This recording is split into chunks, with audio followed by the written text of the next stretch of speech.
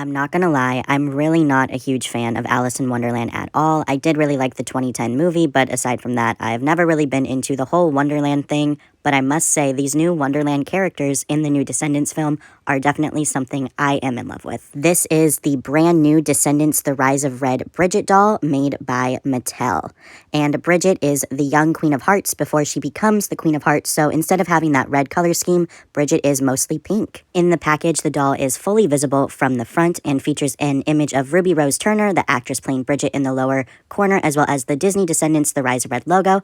Up next to the doll's face is a little card that says Bridget, and she is the young Queen of Hearts. The whole shape of the doll's package is kind of like half of a broken heart, and there's also another kind of slashed through heart design off to the side above the image of Bridget, and there are some plastic hearts that are embossed in the plastic on the other side. Turning the doll's box around, again, there is the Descendants: The Rise of Red logo, as well as Bridget's name and her title, which is Young Queen of Hearts, as well as a bunch of legal information, as well as the Mattel logo. Bubbly, generous, and sugary sweet, the kindest soul you'll ever meet, is used to describe the character of Bridget. And of course, there is a full body image of Ruby Rose Turner again as Bridget. The doll's outfit is, of course, based off of one of Bridget's outfits from the film The Rise of Red. I've always loved that the Descendants doll boxes usually always have a picture of the actor or actress in the outfit that the doll is wearing on the back of the box, and it really warms my heart that Mattel, having taken over the license for Descendants dolls from Hasbro, has continued that tradition. And now it is time to bust Bridget out of the box and take a closer look at all of the details and all of the amazing qualities that this doll has. Right out of the box, I can confidently say that this Bridget doll has exceeded my expectations. I knew that this doll was going to be higher quality, but based on some of the fabric choices, I wasn't too sure, but I will get into that later on. Bridget does come with this cupcake that is on a plate, and I tried to pull it off and I couldn't get it off, so I don't think it's removable from the plate, but it is a hot pink plate as well as a light pink cupcake. I think it is really cute that Bridget came with this cupcake accessory, and it is the only accessory that Bridget comes with. She does not come with a brush or a stand or anything else really. Taking a closer look at the doll's face, I do think this doll is gorgeous. She's really serving, she's very beautiful, but I do not see Ruby at all in this face. Since she's pink and she's made by Mattel and she doesn't really look like the actress, she kind of just gives off Barbie vibes, which is okay because I do love Barbie, but this is supposed to be a Descendants doll. She does have light pink eyeshadow as well as kind of like a mauve lipstick. Moving on to the doll's hair, it is 2 tones of saran and it is curled right out of the box. Not curled very well though. And she does have this removable pink flower hair clip that I think is really nice. She also does have a section of hair pulled away from her face and tied up right behind that hair clip. Her curls are very messy. Now, I don't know how to do doll curls. I don't really like curls anyway, so I'm not sure what I'm going to do about this situation, but her hair does have a hotter pink color as well as a very light pink. Since her hair is saran, it is very soft, but there is some product in it.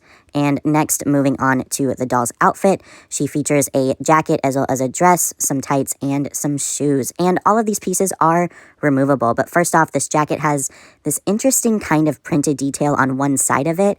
I'm not sure what it is. The print isn't very high quality. On one of the sleeves, there are some printed on flowers. And this is what I was talking about earlier. I don't like this fabric. This fabric feels very cheap to me, but I do like the overall construction of the jacket. It is nice looking and it is removable. Here is a quick look at the jacket from the back. And if you can see, she does also have like a hot pink trim on her sleeves as well as on the bottom part of the jacket. And with the jacket off, this is what the Bridget doll looks like underneath. And I really like this outfit underneath the jacket. I think a lot of the details are lost with the jacket on the doll. And you can see more of the gold accessories that the doll does have. So she does have this removable necklace that does have a light pink heart painted in the middle, as well as a matching belt that has all of these dangly little hearts that are sculpted on. There is some red paint details, as well as, again, more of that light pink detail printed onto the belt. So I think that is really pretty. Like the necklace, the belt is removable, but on the other side of the belt, there aren't any more of those dangling charms. It's just a solid gold belt. Her dress is very beautiful, so I do like she has this white trim underneath these poofy sleeves, as well as a sweetheart neckline, of course, as well as this printed like heart design over her chest, as well as some flowers off to the side of that. Moving down, this doll's dress does have an asymmetrical cut that kind of has this like heart card design in the skirt. I think it's really pretty. There's multiple layers of it. The outlines of the cards are in this light pink color, as well as the hearts being in red. And there is a design on the actual bottom underneath those layers of the card skirt. So I think that's a really cool attention to detail that I was not expecting at all. Here are the doll's tights, and they are in a really sheer light baby pink color.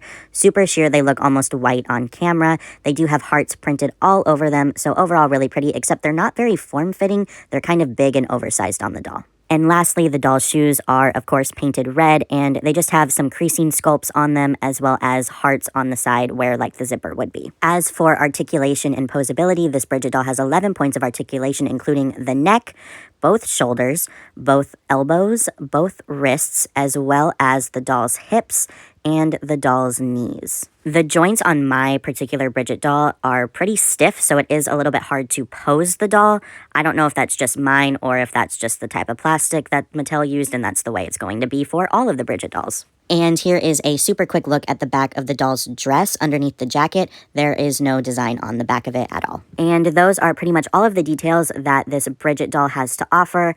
Overall, I am really impressed with this doll. I think that this doll is really beautiful, and even though some of the fabric choices feel cheap and maybe look cheap, there's so much going on with this doll that the $24.99 price point is kind of, like, hard to believe. Like, I feel like this doll in today's market would be worth more than what she actually costs. Especially when the fact that this is a Disney license is taken into account. It's pretty amazing and wonderful that this Bridget doll is $24.99 and looks this good. From the bottom of my heart, thank you so much for watching. Don't forget to comment, like, and subscribe for more Descendants: The Rise of Red videos. And more importantly, don't forget to drink your water, mind your business, and remember that you're a goddamn superstar. Peace.